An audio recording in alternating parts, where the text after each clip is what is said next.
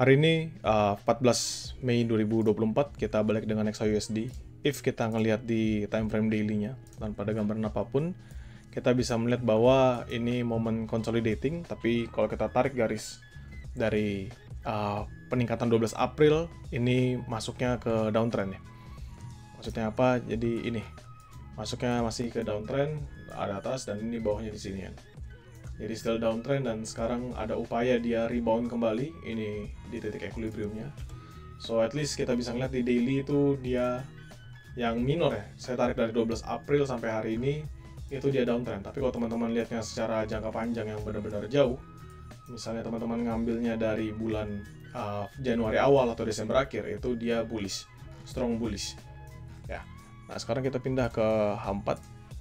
Di sini teman-teman bisa memperhatikan ya bahwa di H4 ini juga sama. Ya, teman-teman bisa ngeliat ini drop. Dia sebelumnya drop kencang.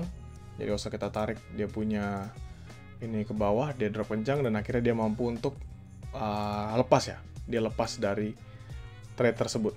Dan kondisi saat ini dia melakukan retrace. Ya, retest lagi.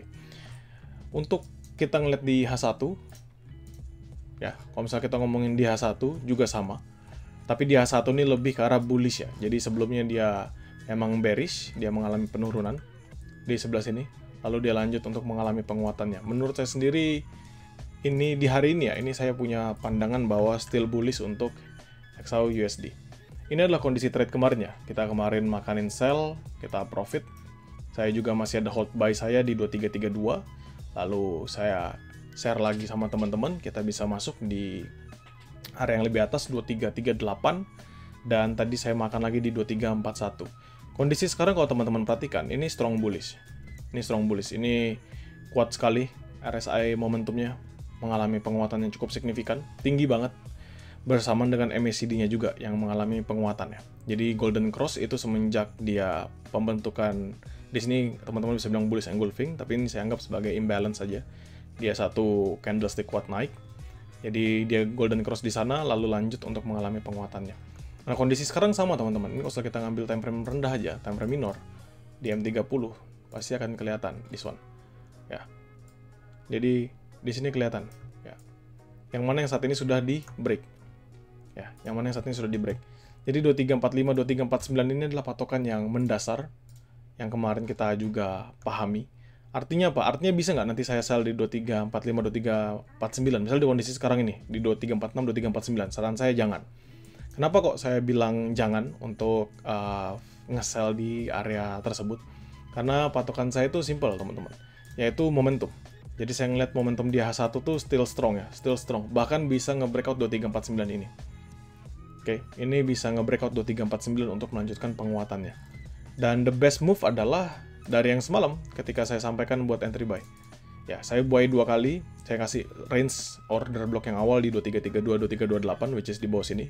Tapi range selanjutnya adalah di sini 2335, 2338. Selama berapa berjam-jam ini ya, dari malam jam 11, jam 12, 1, 2, 3 sampai pagi. Ya, teman-teman lihat dia nggak ada breakout sama sekali. Dan momentumnya semakin lama semakin menguat. Ini yang menjadi patokan saya kenapa saya ngambil buy benar-benar pagi hari tadi. Jadi ketika saya bangun, saya tidak olahraga dulu, tapi saya langsung share untuk analisis buy. Karena memang better buat kita nge-buy di kondisi tersebut. Dan sekarang apa yang perlu jadi patokan? Kalau saya sih ini tetap sama-sama. 2345, 2349. Jadi kalau teman-teman mau makan sell scalping 2345, 2349, bisa. Ya, makan sell scalping, saya ulangin. Makan sell scalping 2345, 2349 itu bisa. Dengan catatan apa? Kita fokusnya menjadi bullish. Saya lebih tepatnya akan fokus menjadi seorang bullish, seorang buyer. Jadi lebih memilih untuk mencari buy untuk continuation panjang. But it doesn't matter, teman-teman nanti tinggal tunggu aja. News nanti malam itu akan ada di pukul 19.30, ini news yang cukup signifikan. Bisa merubah ya pergerakan dari XAUUSD. If datanya bad news, maka XAUUSD potensial banget dia naik sampai ke 2360-an kembali.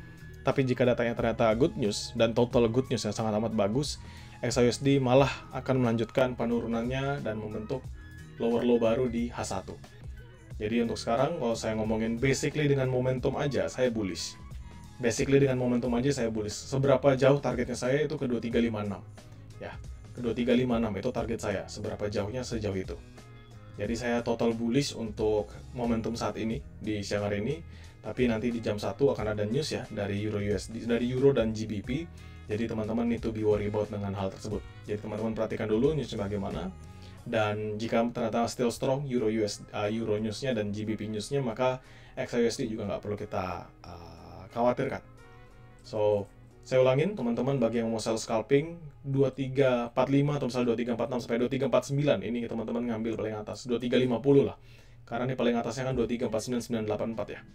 2349875 malah di sini.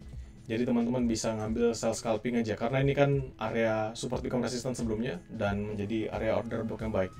Sehingga teman-teman bisa menjadikan ini patokan untuk sell. Jadi bolak-balik sell aja itu nggak apa-apa. Dengan catatan only for scalping. Kenapa? Karena momentumnya tidak ada dalam seller. Momentum tidak bersama seller saat ini. Jadi better buat teman-teman makan scalping dan masuk dalam area buy. Dimana buy yang paling oke ya jauh teman-teman, di 2332, 2328 lagi di order block sebelumnya. Tapi nanti kita sambil berjalan sambil melihat dengan menentukan perpatokan. Yang tadi saya bilang 234140 ya, dimana saya nggak entry lagi di 234140. Kenapa? Karena saya sudah entry 2 kali, saya sudah abuse zone tersebut 2 kali, sudah running profit, dan saya nggak akan entry lagi. Tapi itu bisa jadi patokan. Sehingga jika nanti 2340, 2341 masih nggak breakout, teman-teman bisa untuk buy lagi. Tapi better untuk menunggu 2332, 2329 sebagai area yang lebih baik untuk zone buy-nya.